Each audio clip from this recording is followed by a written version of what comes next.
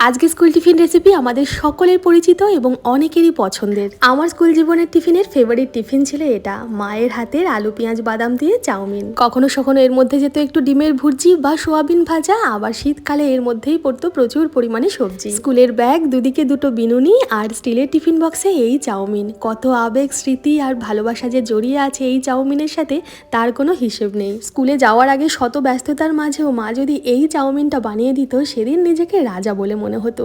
মন পড়ে থাকতো ওই টিফিন পিরিয়ড কখন হবে সেই দিকে। স্টিলের টিফিন বক্সের মধ্যে ওই হলুদ খাবারটুকু ঠান্ডা হয়ে গেলেও আমার কাছে ছিল অমৃতের সমান।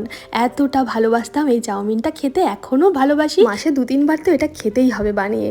তাই আজকেও স্কুলের টিফিন আর আমাদের জলখাবারের জন্য বাদাম ভেজে, একটু ডিমের ভুজিয়া করে, আলু পেঁয়াজ কাঁচা লঙ্কা তেলে ভেজে আগে থেকে সেদ্ধ করা চাউমিনটা দিয়ে লবণ হলুদ দিয়ে ভালোভাবে নাড়াচাড়া করে ভাজা ভাজা করে নামালাম। টমেটো সস না থাকলে মাকে দেখতাম টমেটো দিতে আর একটু চিনি ছড়িয়ে দিতে। আমিও ঝালটা বেশি দিয়ে একটু টমেটো কুচি আর ওপর থেকে একটু চিনি ছড়িয়ে আবারও ভালোভাবে নাড়াচাড়া করিয়ে মিঠাই স্কুলের টিফিনে দিয়েছি, সাথে কয়েক টুকরো পাকা পেঁপে দিয়েছি, আর 1 বোতল জল তো আছেই। না, এই পাকা পেঁপেটা খেতে আমি একদমই পছন্দ করি না বা খাইও না, তবে এই চাউমিনটা যখন খুশি তখন খেয়ে নিতে পারি, এতটাই ভালোবাসি।